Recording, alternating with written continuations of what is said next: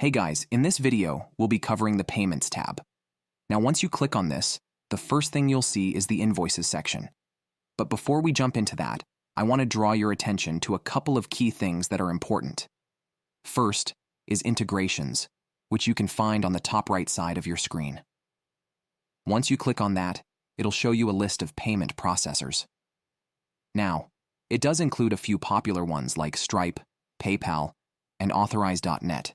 So just make sure that you connect the one that you use for your business. In this example, I have used Stripe.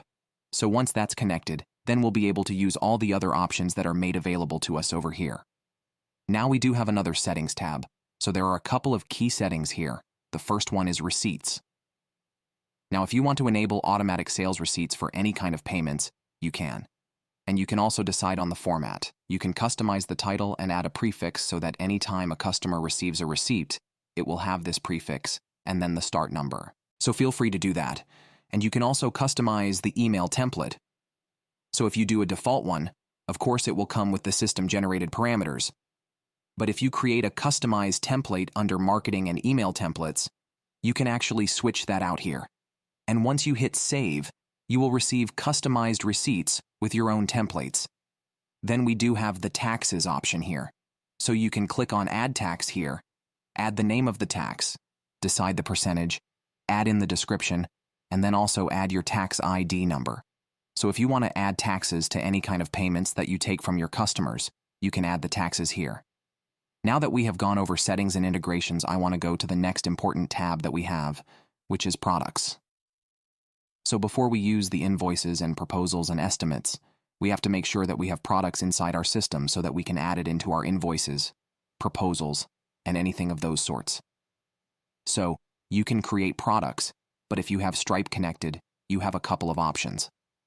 One is where you can create a product by clicking here, and then you can also import any existing products from Stripe if you need to.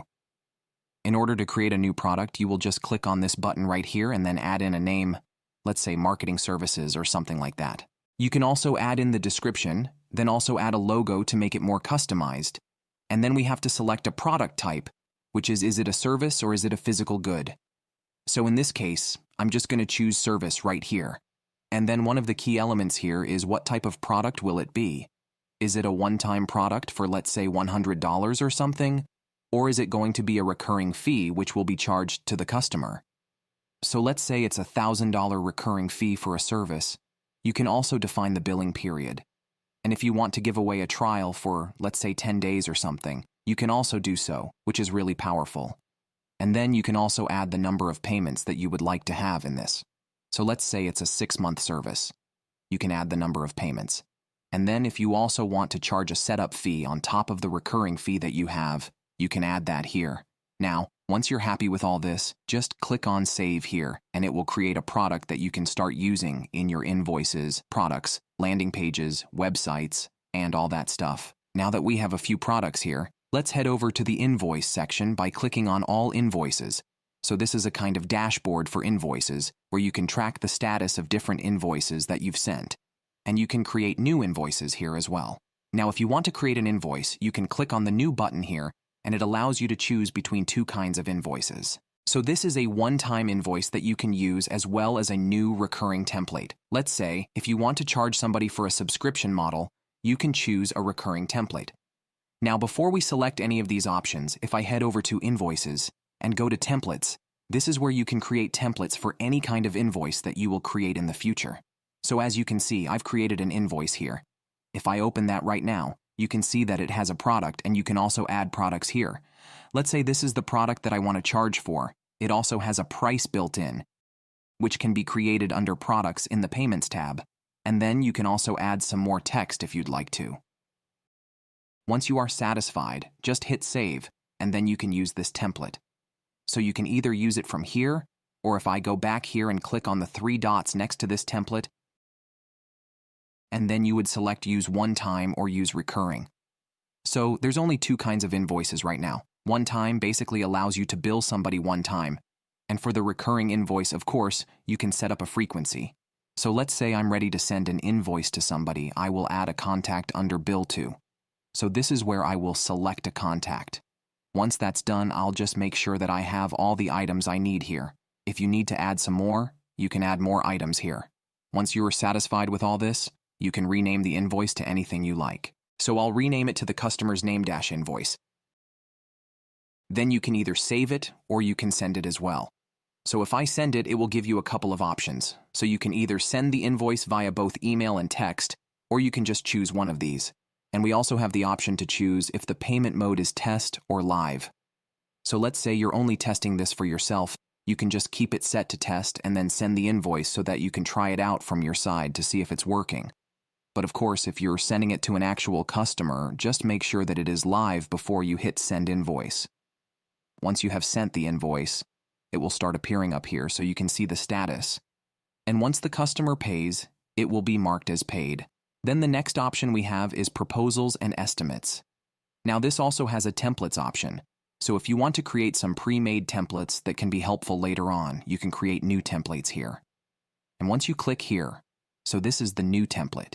If you click on this plus icon here, it will allow you to add some elements. So I can add in, let's say, a logo here if I need to.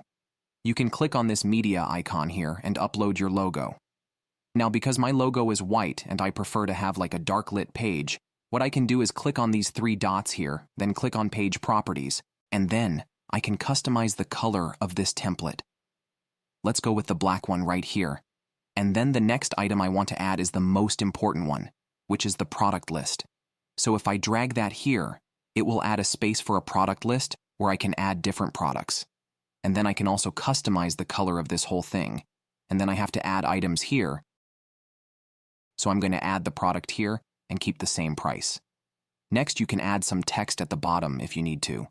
Something like looking forward to hearing from you or anything you like. And then you can rename it to anything that makes sense for your proposals and estimates template. I'm just going to type that here and then hit save. Now you can see that the template is created here, which is awesome. Now if I go to all proposals and estimates, this is where you can see all the proposals and estimates that you've sent. You can also see we have a settings icon here. So if I click on that, you will see that you can customize the customer notifications as well as choose an email template. When you send out a proposal or an estimate, it will go out as an email. So you can also choose a default or customized template for your proposals and estimates. That way it looks more branded. As you can see, I created a custom one here, so I've chosen that. If you need to create one, you can go to marketing and then create some email templates for your proposals and estimates as well. And in a similar way, when the document is signed, you can also choose a customized template for that so things are branded to your site. Once you're happy with the settings, hit save, and that's it. There are also team notifications where you can also notify the users, and you can customize the email templates for that too. Now, if I head back to all proposals and estimates, if you want to use your template when you are sending out any new proposals or estimates, all you'll have to do is head over to templates. This was the template we created. We'll click on the three dots here, then click on Use Template, and then we'll be able to use it and send it to any customer or prospect as we like. So the next option we have is the Orders tab, where you can track all the payments that have been made for your product, whether they're coming from the landing page or your websites or anything of those sorts. You just need to make sure that you have products here and that they're placed somewhere on the website or landing pages. So whenever somebody places an order for that, you will be able to see that here. And then we have subscriptions, of course. If you have some subscriptions via order forms in your landing pages or websites, if somebody pays through that, you will be able to track that here as well. And then we have transactions. So under transactions, anytime you send an invoice, somebody pays, or you use the fast payment link options under conversations, which is the option where you send a quick link for a payment. When somebody pays, it'll come under transactions. You can also see the status for whether it's pending, paid, or not. So the last option we have is coupons. Coupons are really helpful because they allow you to increase conversions by allowing you to give discounts to customers. Maybe they're special customers, or you are running an offer, or maybe a promo code that you want people to utilize to boost your conversions. Now, in order to create a coupon, you have to name it first. So you can say something like Christmas discount and then add a coupon code. So this is the code that they'll be using. I'm going to add CD20 just so we can say, Christmas discount for 20%.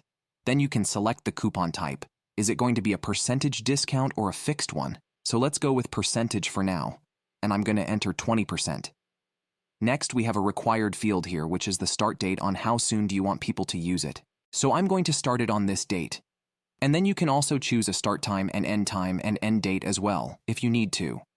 Now, the last couple of options we have is if you want to limit it for the number of times this coupon can be used.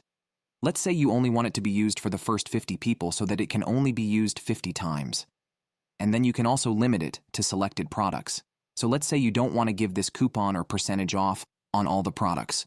You can select a customized product here so that it is only applicable to that. Now, once you're happy with all these settings, just hit create and then you are done creating a coupon. Alright, so that was all about the Payments tab. I hope you found this video valuable and thank you for watching.